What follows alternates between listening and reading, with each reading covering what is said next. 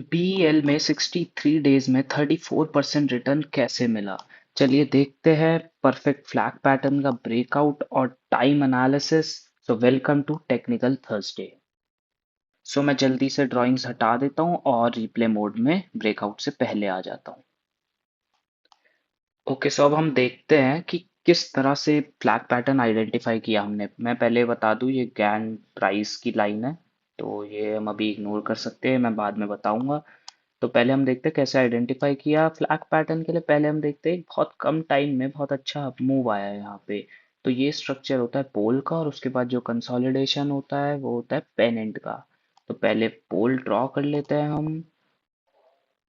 ये हमने पोल ड्रॉ किया। पोल ड्रॉ करने के लिए हमें इसकी एकदम बॉटम से टॉप तक लेना है जो अप मूव का है। हमने ये क्यों नहीं लिया? आप कह सकते थे कि हम यहाँ से भी ले सकते थे, जैसे यहाँ से भी स्टार्ट कर सकते थे, बट हमने यहाँ से इसलिए किया क्योंकि हम स्विंग ट्रेड कर रहे हैं, हम ज़्यादा लॉन्ग टर्म के लिए नहीं जा रहे। अगर आपको लॉन्ग टर्म के लिए करना है आप यहाँ से भी कर सकते हैं, ये टोटली आपकी चॉइस है।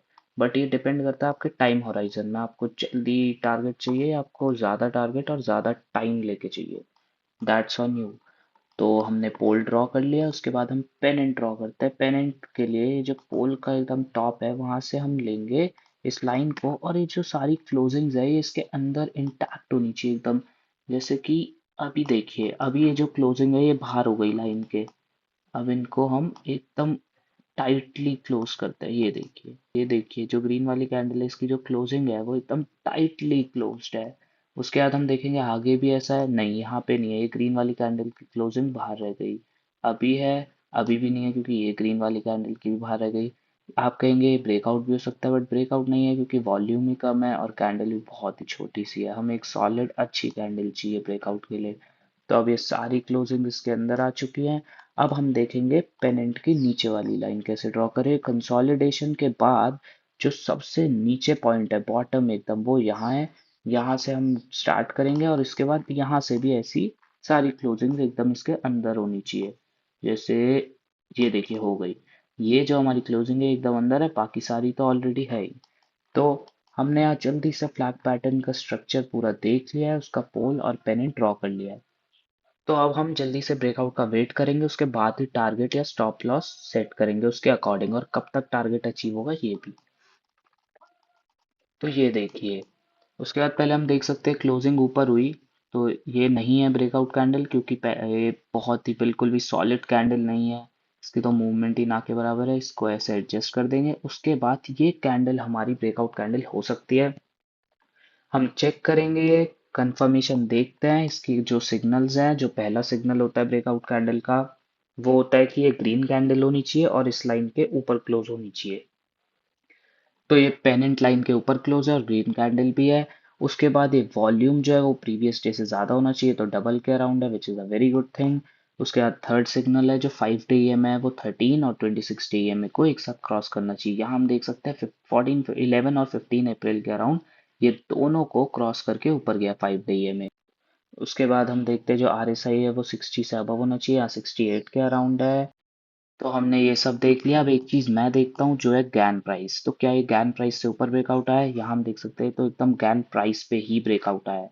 तो गैन प्राइस क्या होता है? गैन डेट होती है जिस दिन ये स्टॉक एनएसई में लिस्ट हुआ, जो था 19 जुलाई। तो इस साल की 19 जुलाई पे क्या मूवमेंट थी स्टॉक की, ये देखिए वो मैंने इससे कैप्चर करी है। ये जो रेड कैंडल है इसके ऊपर और नीचे मैंने हॉरिजॉन्टल लाइन ड्रॉ करी है। ये इसकी गैन प्राइस की मूवमेंट कैप्चर करती है। तो क्या उससे ऊपर ये स्टॉक क्लोज हुआ है? बिल्कुल हाँ, देखिए ब्रेकआउट उससे ऊपर आया है। तो सारे सिग्नल एकदम कंफर्म कर रहे हैं कि हाँ ये ब्रेकआउट कैंडल है। तो मैंने हॉरिजॉन्टल वर्टिकल लाइन ड्रॉ कर दी ब्लैक लाइन से, वो आपकी चॉइस है, आप किसी से भी कर सकते हैं। अब हम जल्दी से टारगेट, स्टॉप लॉस और कब तक टारगेट अचीव होगा वो देख लेते हैं। तो टारगेट के लिए हम पोल के एकदम बॉटम से एकदम टॉप तक इसे लेंगे, बॉटम से एकदम टॉप तक। और उसको, जो हमारी, ये ध्यान से देखना इंपॉर्टेंट है, जो हमारी ब्रेकआउट कैंडल है उसके नीचे वाली जो पेनेंट की लाइन है, उसके नीचे जो पेनेंट है उसकी नीचे वाली लाइन, ब्रेकआउट कैंडल के पेनेंट की नीचे वाली लाइन पे हम इसे ऐसे रख देंगे। ये देखिए यहाँ पे रख दिया। इससे हमारा टारगेट पता चल जाएगा। टारगेट हमने सेट कर दिया। अब जल्दी से स्टॉप लॉस सेट कर लेते हैं क्योंकि लॉस मैनेज करना काफी जरूरी है। तो स्टॉप लॉस कैसे सेट होगा? जो हमारी ब्रेकआउट कैंडल है उससे एक दिन पहले की कैंडल के बॉटम से 2% नीचे। क्या बोला मैंने? जो ब्रेकआउट कैंडल है उसके एक दिन पहले की कैंडल से 2% नीचे। ओके, सो टारगेट स्टॉप लॉस के बाद रिस्क रिवॉर्ड रेशियो देख लेते हैं। रिस्क रिवॉर्ड रेशियो 4.26 के अराउंड है, which is a very good thing. 3 से अबव का risk reward ratio is good to गो।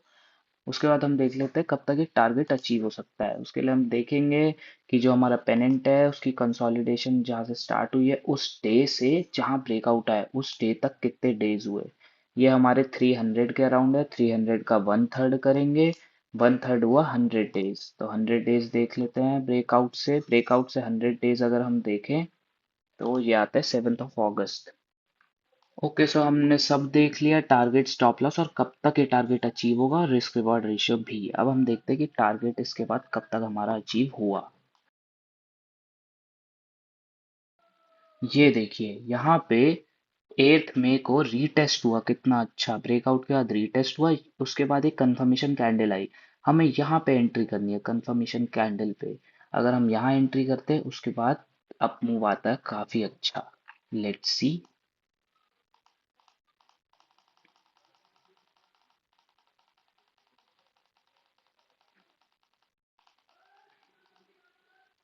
तो लीजिए हमारा टारगेट कंप्लीट हो चुका है। कहाँ हमने 100 डेज कहा था और लेट्स सी कब तक अचीव हुआ। तो 63 डेज में, 100 डेज भी नहीं, उसका भी 60% ओनली। 63 डेज में हमारा टारगेट अचीव हो चुका है 34% का, which is a very good thing. सिर्फ 2 महीने में हमें 34% रिटर्न मिल चुका है। ओके, सो इस वीडियो में हमने देखा किस तरह से बीएल में एक बहुत अच्छा फ्लैग पैटर्न बना, उसके बाद टारगेट स्टॉप लॉस और रिस्क रिवॉर्ड रेशियो और कब तक वो टारगेट अचीव हुआ और कितनी जल्दी ये टारगेट अचीव हुआ, सिर्फ 63 डेज में 34% के अराउंड। तो इन दी एंड मैं यही कहूँगा कि यहाँ से सीखे, ये स्टडी पर्पस के लिए है और बाकी स्टॉक्स में भी अप्लाई करें। रिकमेंडेशन पर्पस के लिए यहाँ कुछ नहीं है। यहाँ से सीखे, बाकी स्टॉक्स में अप्लाई करें और खुद भी पैसे कमाने की कोशिश करें।